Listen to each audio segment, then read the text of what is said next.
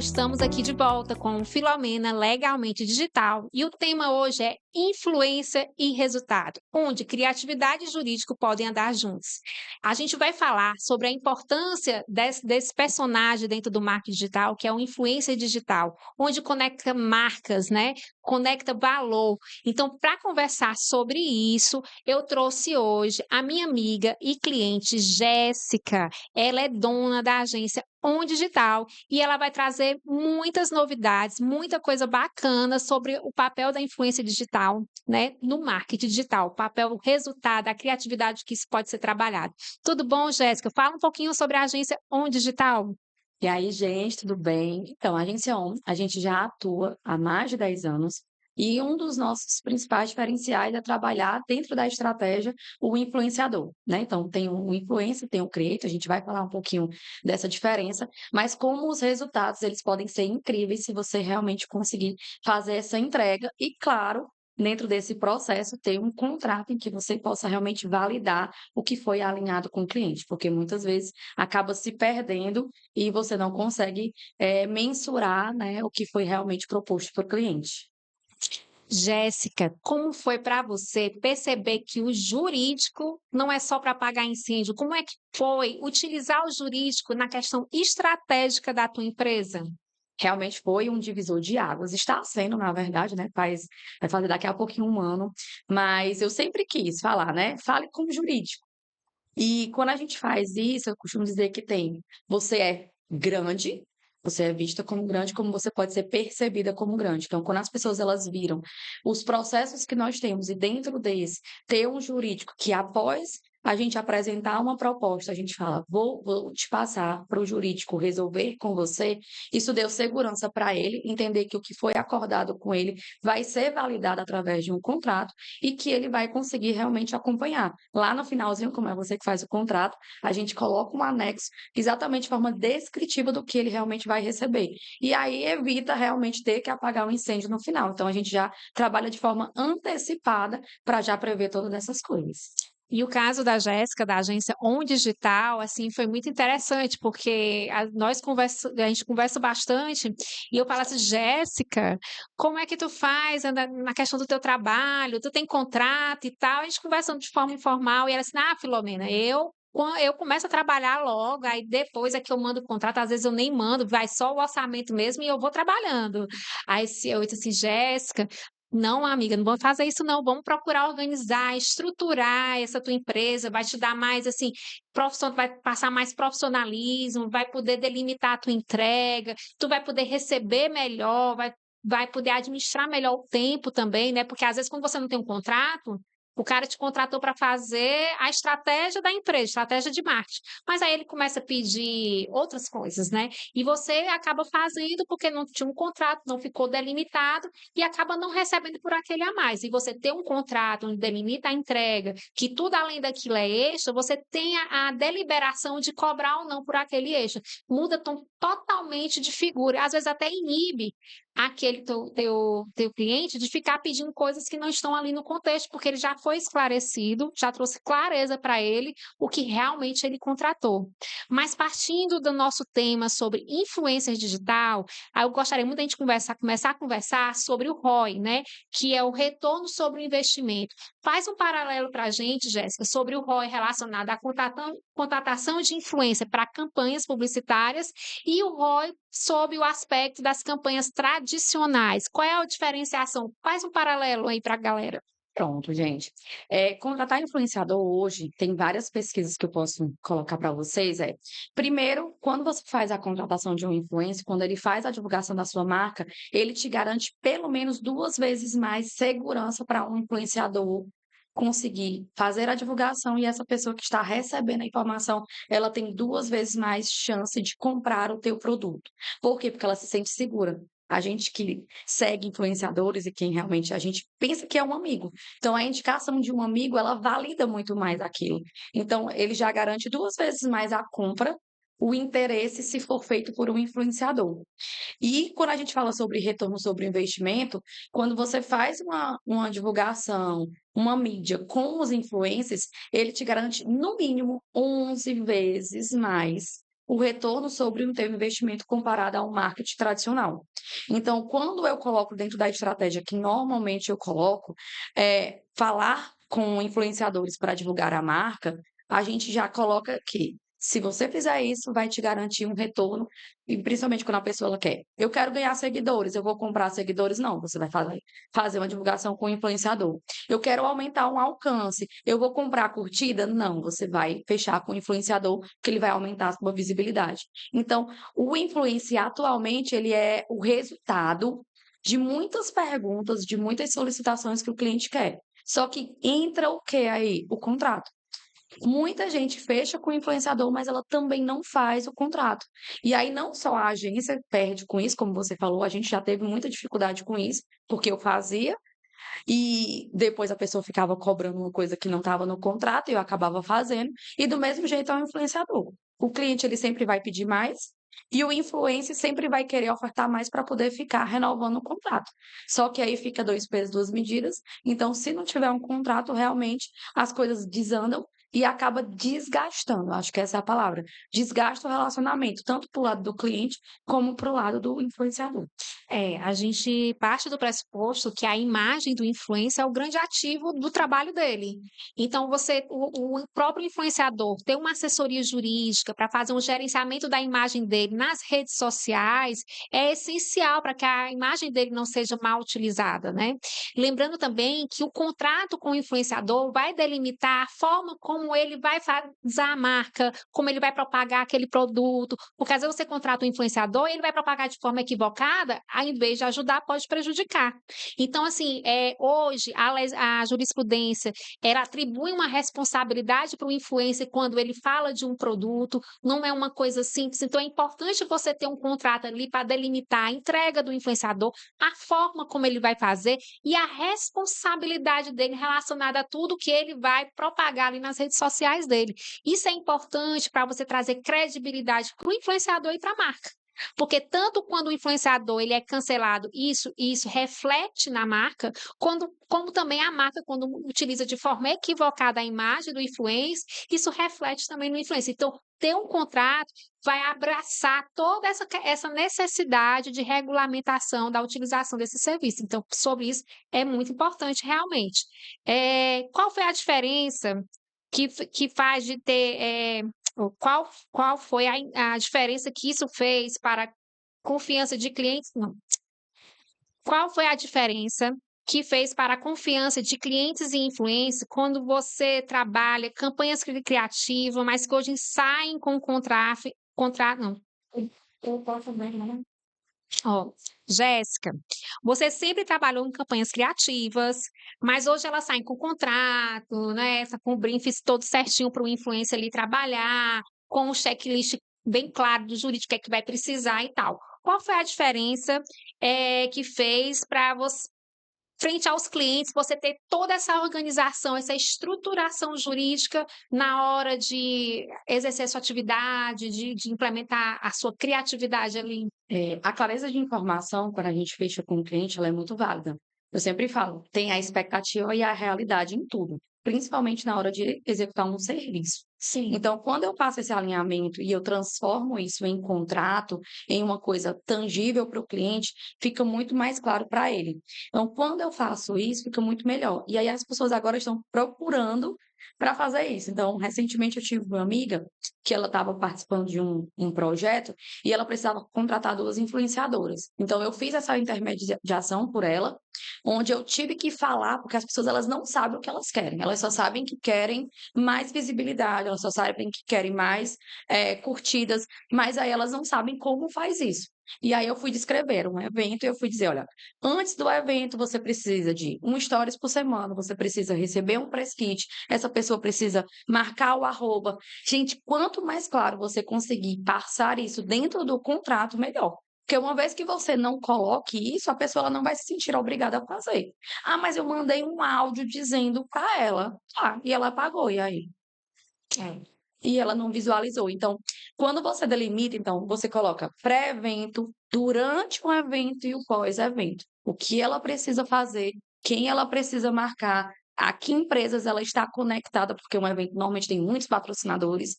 né? Então, você precisa realmente definir tudo, porque se você deixar uma brecha, você pode ter certeza, seja um influenciador, seja um cliente, ele vai exatamente na brecha. É igual mãe, e só vê a coisa errada, o cliente também, ele já vai exatamente no erro e ele se aproveita disso. Infelizmente, acontece bastante, então não vai ser hoje que vai mudar. É uma observação muito importante que eu vou dar aqui, só uma dica, é uma dica pequena, mas é importante sobre o aspecto do direito do consumidor. O influencer, quando ele vai fazer uma publi no Instagram, por exemplo, ele deve deixar bem claro que aquela informação ali é uma publi, tá? Hoje os órgãos de controle, eles exigem que o influencer, ele deixa claro que aquele, quando ele fala do produto ou daquele serviço, ele está fazendo uma publi.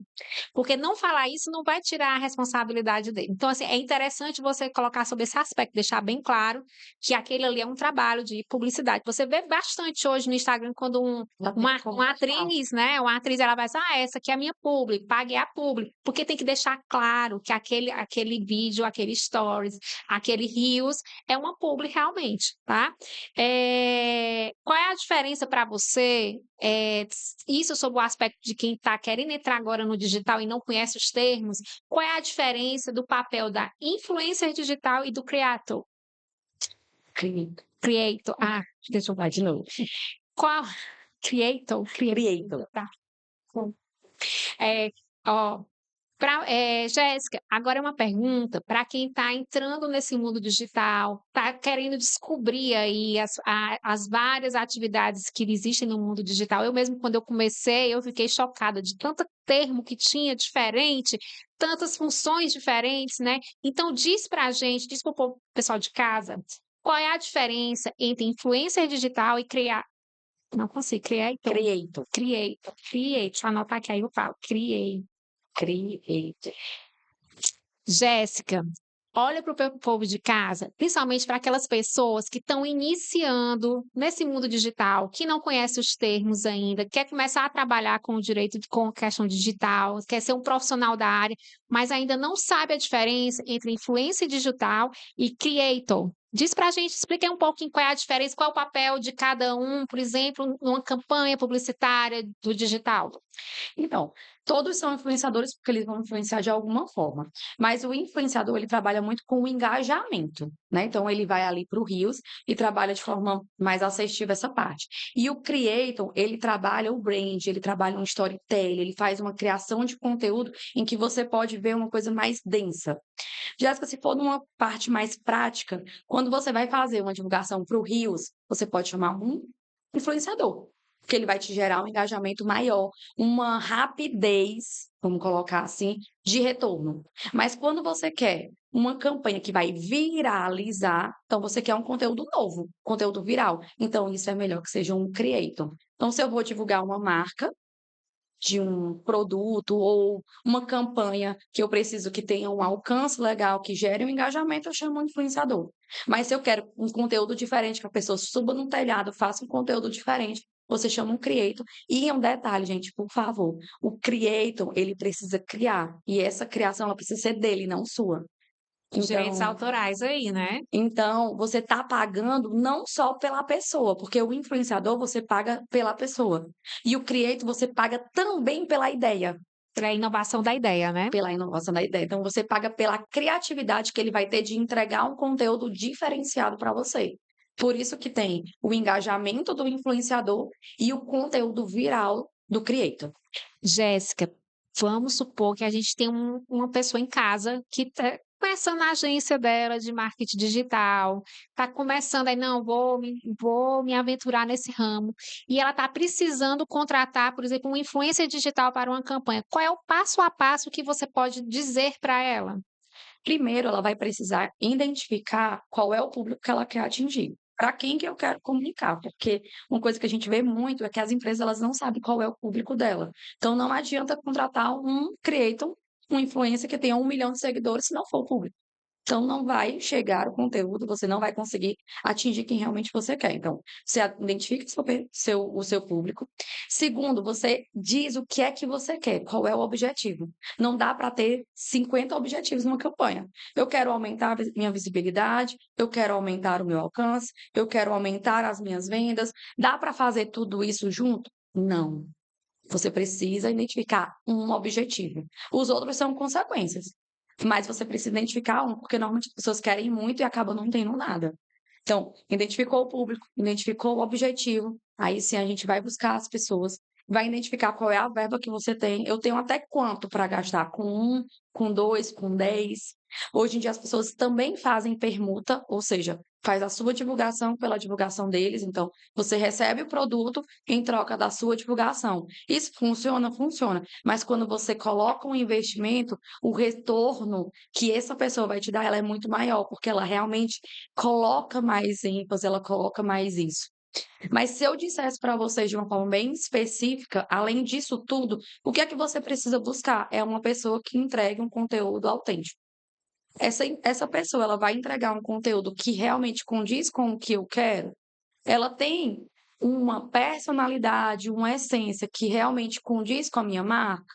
Se sim, você encontrou a pessoa. E aí você vai para a negociação, define o que você quer, faz um contrato e aí começa realmente a veicular. Não veicule antes do contrato ou vice-versa, porque normalmente isso tem um atraso ou até muitas vezes um cancelamento dentro disso. Então, quando eu falo relacionado à influenciadora, é porque as pessoas elas querem, o que eu já fiz também, muito passar os processos, e aí quando a gente pula os processos, a gente acaba tendo que voltar algumas cargas. Então, eu já tive contratos anulados, pessoas que deixaram de fazer os trabalhos, porque as empresas queriam pular os processos. Então, gente, respeitem isso e realmente entendam para quem você está divulgando e quem você está contratando. Quanto maior a pessoa, mais os processos vão existir. Por isso que quando a gente contrata, tem locais que a gente tem uma lista de exigências. E aí as pessoas, não precisa. Vamos passar logo para fazer? Aí a gente esquece as exigências e acaba. E a exigência, às vezes, é só, tipo, enviar a logomarca PNG, ou seja, sem o fim. As pessoas não sabem, não enviam, o produto, o serviço sai sem a logomarca e a pessoa, mas eu combinei, mas não entreguei, mas não tinha o contrato. Não estava no contrato, não estava no mundo, né? É assim, falando de contrato com influência digital, é importante verificar se a marca quer exclusividade, para que ela não represente uma marca concorrente, verificar se a gente coletou aquele termo de uso de direito de imagem de forma adequada, né, específico, por quanto tempo, ter todos esses cuidados que são importantes a fim de você proteger a sua empresa, né? E o influencer proteger a própria imagem, por quanto tempo aquela empresa vai poder rodar a minha imagem, por quanto tempo vai ter essa propagação da imagem colada com o produto. Então, assim, sobre o aspecto jurídico, também tem essa questão. Eu já ouvi muito você falar assim, o influencer digital é muito bom, mas se você não consegue encontrar também, você pode se transformar no seu próprio influencer digital, né? Os não influencers, né, que a gente chama, às vezes é a própria pessoa que é dona daquela empresa de roupa, ela se identifica, acaba criando uma identificação ainda maior mesmo do que o próprio influencer. Isso vai muito da questão do tipo de campanha que vai ser feito. Concorda, Jéssica? Sim, a agência 1, a gente tem, todo ano a gente trabalha muito um contexto, e nesse, inclusive, a gente está trabalhando, né? Seja um influencer da sua marca. Não tem ninguém melhor do que ser a própria pessoa. Então, na minha empresa, eu sou o influencer. Então, eu sempre levanto essa bandeira que você possa realmente ser um influenciador da sua marca, seja uma empresa de advocacia, seja uma empresa de arquitetura, uma agência, uma loja de roupa. Você pode ser sim, mas, como você disse, você precisa se identificar. Eu acho sim estranho uma escola que o filho não estude nela, acho. Então, consequentemente, você não consegue ser um influencer da sua marca se nem seu próprio filho consome o que você quer. Como uma loja que você não usa seu produto. Então, como que a loja. Vou usar sempre? Não. Mas eu preciso, sempre que eu estiver fora, eu preciso usar essa marca. Que eu preciso levar isso. Então, eu tenho alguns clientes que eu falo muito sobre isso. Divulgue sua marca, porque as pessoas elas consomem pelo exemplo. Então, para você ser influência, essas pessoas que são influências, elas são influências porque elas levam alguma marca. Elas te dão segurança disso. E você também pode fazer isso com a sua marca. E principalmente, né? Começar pela sua marca. Porque quantas pessoas eu não conheço que eram influenciadores da sua marca, conheço várias donas de loja aqui de Fortaleza que atualmente fazem publis para outras empresas, mas elas começaram sendo influência da sua marca. Jéssica, vamos frisar bem o que a gente conversou até agora. Você tem uma empresa que hoje tem uma carteira de clientes bem interessante, que a gente acompanha de perto, cada vez crescendo mais. né. Então, assim, eu quero que você frise bem, ter um contrato com o teu cliente, com a influência que vai prestar o serviço, faz realmente diferença no teu cotidiano, no teu trabalho? Tu vê que não ter contrato ou determinada cláusula pode realmente dar aquela dor de cabeça? Pode, inclusive vou trazer aqui um exemplo bem bacana. Foi exatamente no primeiro contrato, vai lembrar disso. Deus é tão maravilhoso, gente. Eh, Atira a primeira pedra quem não teve aquele cliente tóxico já. E eu costumo dizer que quem trabalha na comunicação, ela não tem um sexto sentido não, ela tem um sétimo sentido. E a gente sabe quando o cliente vai dar trabalho. Só que às vezes a gente precisa do dinheirinho, né? A gente precisa do dinheirinho, a gente vai Só lá pagar um boleto. a gente vai lá e fecha mesmo sabendo que vai dar um BO. E Deus é tão bom que eu fechei com a Filó exatamente na semana que eu estava fechando esse cliente. Tu vai lembrar de quem é. Eu já sei até quem é. E aí eu fechei, e eu sabia desde o começo, vai dar BO. E nisso a gente foi fechando, e a gente foi conversando, e eu disse: "Senhor, respeita meus boletos, e vai dar tudo certo". E uma coisa que fez toda a diferença, além do contrato, é o que é feito, que foi o distrato. Sim, Né, e eu achei incrível, não sabia nem que existia o distrato do contrato, e com esse cliente foi muito preciso, porque a gente bateu todas as coisas que foi combinado, o que foi feito, o que não foi feito. Gente, é tão interessante que no distrato, quando a gente vai prestar conta, gente, ele colocava umas coisas: "Ah, porque teve 10 dias que não rodou o tráfego pago". Aí, tipo, foi 10 dias que não rodou porque ele não pagou o Pix não sei o quê. Aí eu: "Não vou falar nada não, ok". "Ah, porque teve um dia que a pessoa que faz a captação de conteúdo não foi, não sei o quê", só que uma semana antes tinha ainda 2 pessoas para fazer. Teve uma hora que eu disse assim: "Filó, não quero mais nada desse cliente. Manda ele ir com Deus, não quero mais", tinha um valor, não era Filó ainda para receber, "não quero mais, tchau". Porque, gente, tem horas que você precisa realmente se você realmente precisar desse contrato, você fecha. Mas se você sentir no seu coração que vai dar BO, feche não. Porque é um negócio inclusive já falou comigo de novo, Filó. quer Sabe onde é que vai a mensagem dele? Para os arquivados. E se um dia eu encontrar com ele, eu vou dizer assim: "Eu falei contigo". "Foi". "Ai, porque tem muita mensagem, eu não consegui mais visualizar". Porque é um negócio assim, gente, que o contrato ele é maravilhoso, mas o que eu mais gostei do foi do contrato foi do distrato, né. distrato. É porque no distrato a gente delimita ali o que é que falta para entregar, o que é que foi entregue, você vai Lindo, ter uma prestação de contas do que você lindo. fez e do que falta pagar. Se você vai abrir mão do que falta pagar, é uma outra questão, assim: "Ah, eu não quero nem discutir mais", e é assim, e a gente faz a intermediação, não é o cliente que fica lidando direto com o distrato É. com o distrato, a Eu nem gente faz falei a mais, gente. intermediação e a gente acaba trazendo esse conforto, né, porque você lidar diretamente sem um distrato é desgastante e fica ainda pior. É. É isso. Mas Jéssica, tá chegando o final do nosso podcast, eu quero que você diga aqui, se você fosse dar conselhos para alguém que está começando ou pra alguém que já tem a sua agência, me diz assim, de 3 a 5 coisas que você gostaria de aconselhar o teu colega que está colocando uma agência de marketing digital.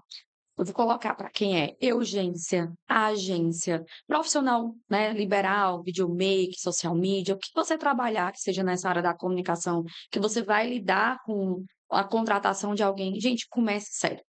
Eu comecei errado, mas você tem a oportunidade de começar certo. Hoje em dia, graças a Deus, tem várias, coisas que você tem acesso de forma gratuita, né, então, o processo que você faz, desde quando você vai apresentar até a parte do contrato, ele é muito importante.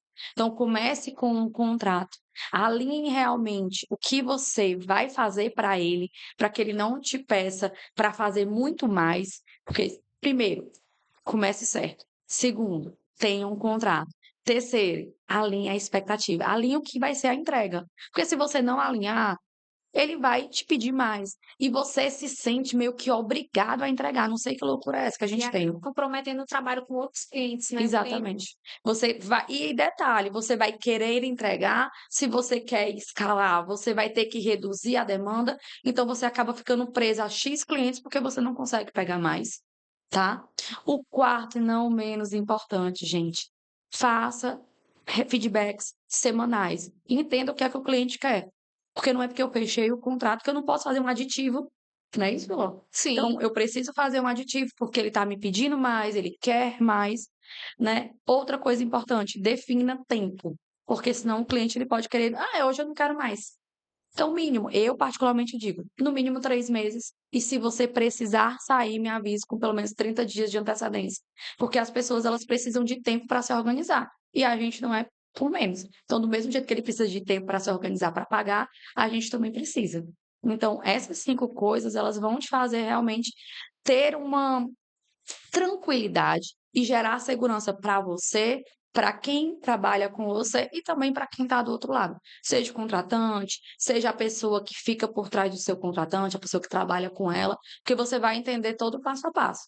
Porque senão fica muito solto e fica, não tenho dúvidas que fica solto, e você acaba não se sentindo na obrigação de fazer, porque não tem um contrato. O cliente não se sente na obrigação, principalmente no pagamento, gente. Coloquem lá certinho, porque essa questão de inadimplência, vocês acham que ficou para trás, mas não ficou. Então, façam um contrato, sim, coloquem a data que precisa ser pago e, se você tiver um jurídico, qualquer coisa, ó, fulano não pagou. Aí ela vai lá e Notifica, manda uma né? mensagem por Marlinda. É ótimo. É isso. Se eu for falar em cima do que a Jéssica falou, para quem está iniciando, faça uma consultoria jurídica, vejam, faça um checklist do que precisa. Você precisa de um contrato social, um acordo de sócio, um contrato de prestação de serviço, talvez um contrato com colaborador PJ com PJ. Então, delimite, se dê a oportunidade de começar certo para não lá na frente você não ter prejuízo. E se você já tem uma agência de marketing, faça um plano de ação digital com um jurídico, faça prevenção jurídica, use o jurídico como estratégia da sua empresa para você tomar decisões acertadas, assertivas, né? Para que você não possa ter prejuízo tanto na área fiscal, trabalhista, contratual, porque o jurídico ele vem para te proteger, para que você possa trabalhar com conforto, com tranquilidade, porque você sabe que tem uma retaguarda que vai estar ali abraçando tudo para você poder fluir com segurança jurídica. Exatamente. Jéssica, muito obrigada por ter vindo ao nosso podcast. Eu espero que todo mundo tenha gostado. E se gostou, se inscreva, curta bastante, compartilhe com os amigos, que depois. Não sei. Pronto. E se você gostou do podcast, compartilha, curta, se inscreva, fale para os amigos. Esse podcast foi criado especialmente para você que está trabalhando no digital ou que vai iniciar o seu trabalho, ou você é uma agência de marketing ou é um infoprodutor. Esse podcast é todo para você. Espero que tenham gostado e até a próxima.